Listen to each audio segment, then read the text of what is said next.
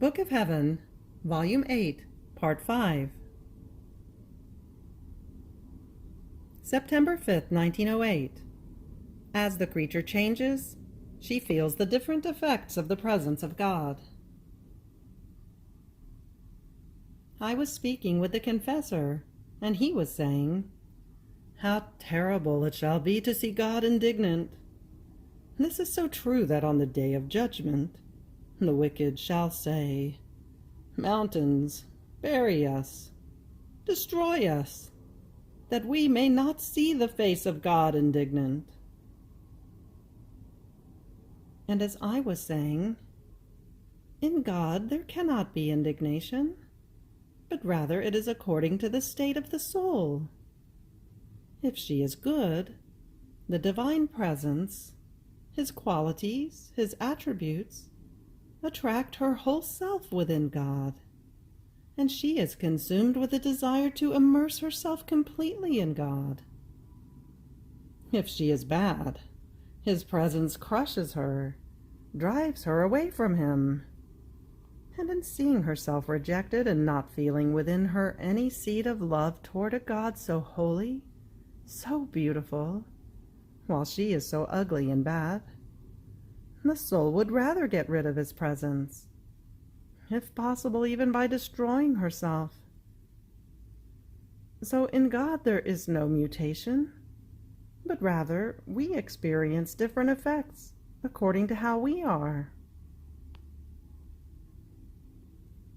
Afterwards I thought to myself, how much nonsense I said. Then while I was doing the meditation during the day, he came for just a little and told me, "My daughter, it was well said. I do not change, but it is the creature that feels the different effects of my presence, as she changes. In fact, how can the one who loves me ever fear, if she feels my whole being flow within her and form her very life? Can she ever fear my sanctity, if she takes part in sanctity itself? Can she ever be ashamed of my beauty, if she keeps trying to embellish herself ever more in order to please me and to be like me? She feels the whole of the divine being, all of it, flow in her blood, in her hands, in her feet, in her heart and mind, in such a way that it is something that belongs to her. It is fully her own. And how can it fear or be ashamed of itself? This is impossible. Ah, my daughter, it is sin that casts so much disorder into the creature, that she reaches the point of wanting to destroy herself so as not to bear my presence. On the day of judgment it shall be terrible for the wicked, not seeing any seed of love in themselves, but rather hate toward me. My justice imposes on me to not love them. And the persons who are not loved, one does not want to keep around, and one makes use of some means to drive them away. I shall not want to keep them with me, and they shall not want to stay. We shall shun each other. Love alone is that which unites everything and makes all happy. September 6, 1908. Jesus wanted to suffer in order to reunite everything to himself. Continuing in my usual state, I was thinking about the mystery of the scourging, and as Jesus came, pressing his hand on my shoulders, I heard him say in my interior, "My daughter, I wanted my flesh to be scattered in pieces, and my blood to be shed from my holy humanity, so as to reunite all of dispersed humanity. In fact, of all that was torn from my humanity, flesh, blood, hair, nothing was dispersed in my resurrection, but everything was reunited again to my humanity. By this, I incorporated all creatures within me. So after this, if one wanders away from me, it is out of his obstinate will that he tears himself from me to go out and be lost. September 7th, 1908. The more things of which the soul deprives herself down here, the more she shall have up there in heaven. As I was in my usual state, blessed Jesus came for just a little and told me, "My daughter, the more things of which the soul deprives herself down here, the more she shall have up there in heaven." So the poor on earth, the richer in heaven. The more she is deprived of tastes, pleasures, amusements, trips, strolls on earth, the more tastes and pleasures she shall have in God. Oh, how she shall stroll in the expanse of the heavens, especially in the immeasurable heavens of the attributes of God. In fact, each attribute is one more heaven, one more paradise, and among the blessed, some enter into them as though at the margin of the attributes of God. Some walk in the middle of them, some even higher, and the more they walk, the more they taste, enjoy, and amuse themselves. So the one who leaves the earth takes heaven, be it even in the smallest thing. Therefore it follows that the more one is despised, the more he is honored. The smaller, the greater. The more submitted, the more dominant, and so with all the rest. Yet, of the mortals, who thinks of depriving himself of something on earth, to have it eternally in heaven, almost no one. October 3rd, 1908. As long as the soul is in the continuous attitude of operating good, grace is with her. This morning, blessed Jesus made himself seen, just a shadow, and told me, "My daughter, as long as the soul is in the continuous attitude of operating good, grace is with her, and gives life to all of her actions. If then she is indifferent to doing good, or she is in the act of doing evil, grace withdraws, because it is not something that belongs to it, and unable to take part in it, or to administer its own life, sorrowful, it departs with great displeasure. Therefore, do you want grace to be always with you, and my very life to form yours? Then remain in the continuous act of doing good. In this way you shall have my whole being developed in you, and shall not have to grieve so much if sometimes you do not have my presence. In fact, you shall not see me, but shall touch me in all your acts, and this will soften in part the pain of my privation." October 23rd, 1908. How divine science is in upright operating. Continuing in my usual state, blessed Jesus came for just a little and told me, "My daughter, all of divine science is contained in upright operating. In fact, that which is upright contains everything beautiful and good that can be found. It contains order, utility, beauty, mastery. A work is good in so far as it is well ordered, but if the threads appear crooked and placed crookedly, one does not understand anything, and can see nothing but something disorderly, that shall be neither useful nor good.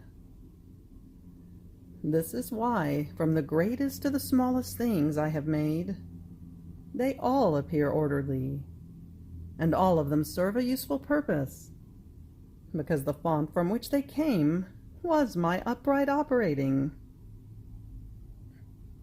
Now, as much as a creature is good, so much divine science she shall contain within her. As much as she is upright, so many good things shall come from her. A crooked thread in her operating is enough to put herself in disorder, as well as the works that come from her, and to obscure the divine science that she contains. One who goes out of what is upright goes out of what is just, holy, beautiful, useful, and goes out of the boundaries in which God placed her. And by going out, she shall be like a plant that does not have much soil under it. Now the rays of a scorching sun, now frosts or winds, shall cause the influence of divine science to wither within her. Such is crooked operating, like frosts, winds, and rays of a scorching sun. So lacking much soil of divine science, she shall do nothing but wither within her own disorder. November 20th, 1908. When the soul makes love her food, this love becomes solid and serious. Continuing in my usual state, full of bitternesses and of privations, this morning blessed Jesus came for a little while. I would lament to him about my state, but instead of answering me, he would draw closer to me. Then afterwards, without answering what I was saying, he told me, "My daughter, the true loving soul is not content with loving me with anxiety, with desires, with surges. But when she comes to make love her food and daily nourishment, only then is she content. It is then that love becomes solid, serious, and keeps on losing all that lightness of love to which the creature is subject. And since she makes it her food, it is spread throughout all of her members, and because it is spread everywhere, she has the strength to bear the flames of love that consume her and give her life. By containing love within her, by possessing it, she no longer feels those intense desires, those anxieties, but she only feels that she loves more the love that she possesses. This is the love of the blessed in heaven. This is my own love. The blessed burn, but without anxiety, without clamor, rather with solidity, with admirable seriousness. This is the sign that a soul has come to feed on love. She loses more and more the characteristics of human love. In fact, if one sees only desires, anxieties, surges, it is a sign that love is not her food, but it is only a few particles of herself that she has dedicated to love. So since she is not all love, she does not have the strength to contain it, and so she has those surges of human love. These souls are very voluble and without stability in their things, while the former ones are stable, like mountains that never move. December 16th, 1908. The privation of Jesus is the greatest of all pains. Going through most bitter days, I was lamenting to our Lord, saying, "How cruelly you have left me. You told me that you had chosen me as your little daughter, and that you would keep me always in your arms. And now you have thrown me to the ground, and instead of a little daughter, I see that you have changed me into a little martyr. But even though little, my martyrdom is just as cruel and harsh, bitter and intense.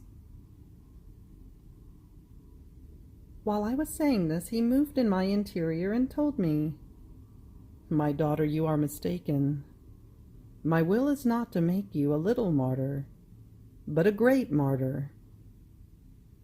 If I give you the strength to bear my privation with patience and resignation, that is the most painful and most bitter thing that can be found, and there is no other pain that equals it or resembles it either in heaven or on earth. Is this not heroism of patience and the ultimate degree of love, compared to which all other loves remain behind, are almost nullified, and there is nothing that can compare to it or stand before it? Is this not then great martyrdom? You say that you are a little martyr, because you feel you do not suffer so much.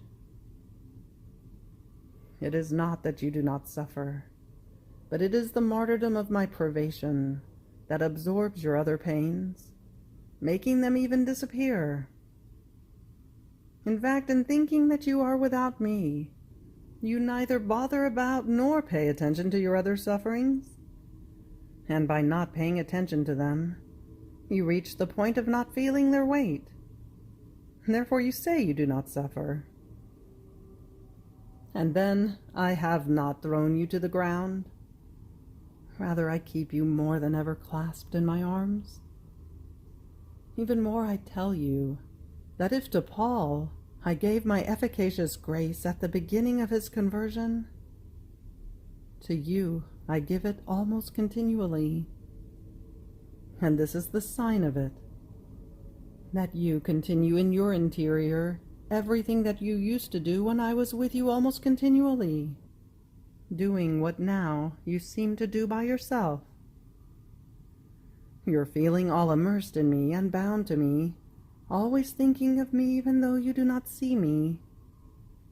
This is not your own thing, nor an ordinary grace, but special and efficacious grace. And if I give you much, it is a sign that I love you much, and I want to be loved much by you.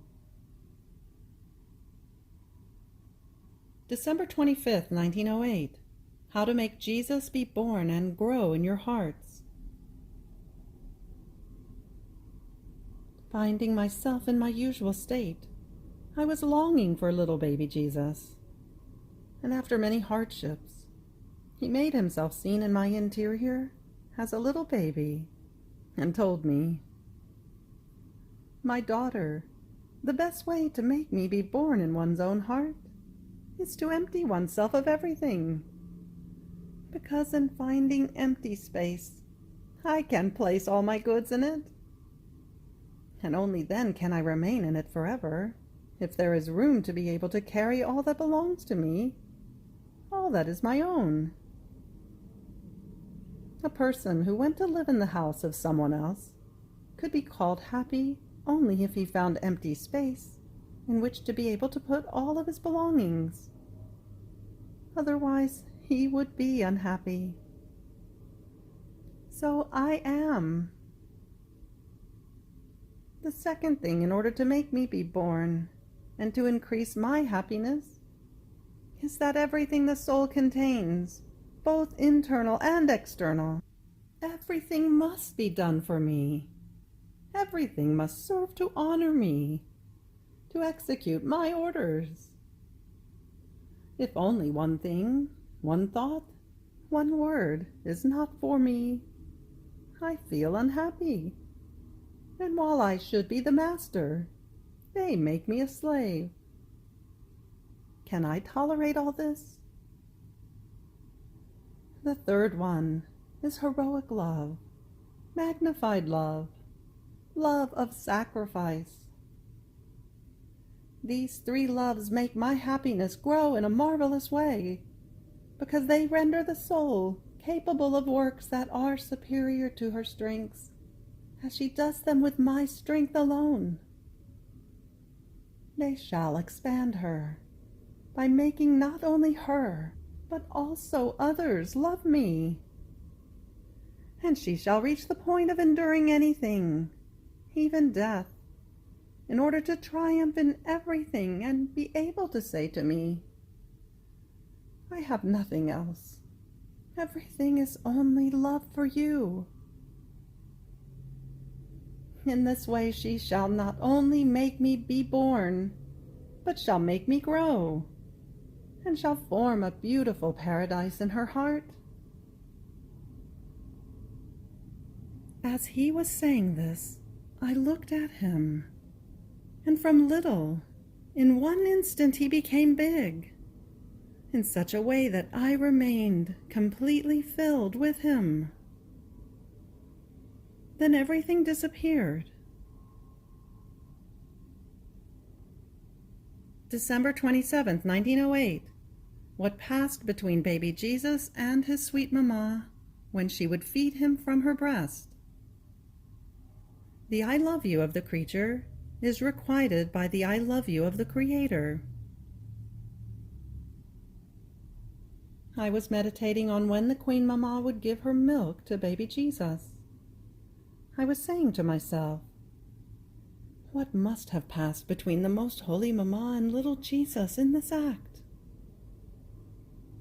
At that moment I felt him move in my interior, and I heard him say to me, my daughter, when I suckled milk from the breast of my most sweet mother, together with milk, I suckled the love of her heart, and it was more love than milk that I suckled. While suckling, I would hear her say to me, I love you, O son. And I would repeat to her, I love you, O Mamma. And I was not alone in this.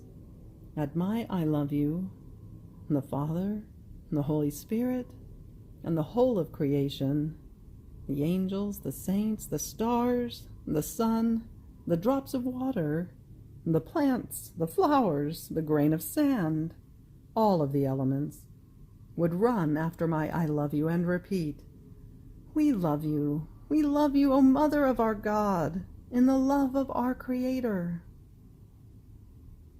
My mother could see all this, and would remain inundated.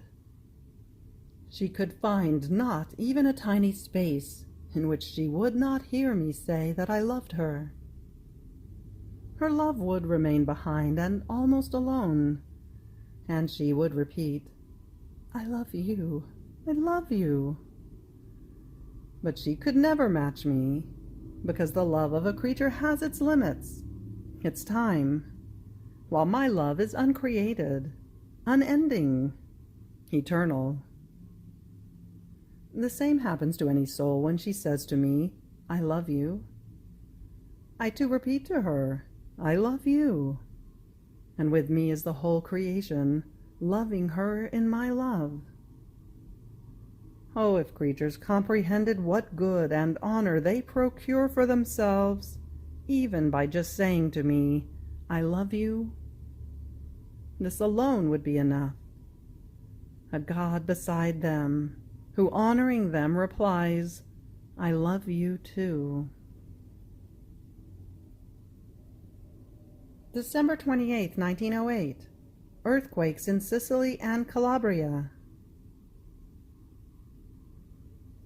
Finding myself in my usual state, I felt as if the earth were shaking and wanted to slip away from beneath us. I was concerned, and I said to myself, Lord, what is this? And he in my interior, earthquakes. And he kept silent. I almost paid no attention to him, and within myself I continued my usual interior things, when all of a sudden, about 5 hours after that word had been spoken to me, I felt the earthquake sensibly.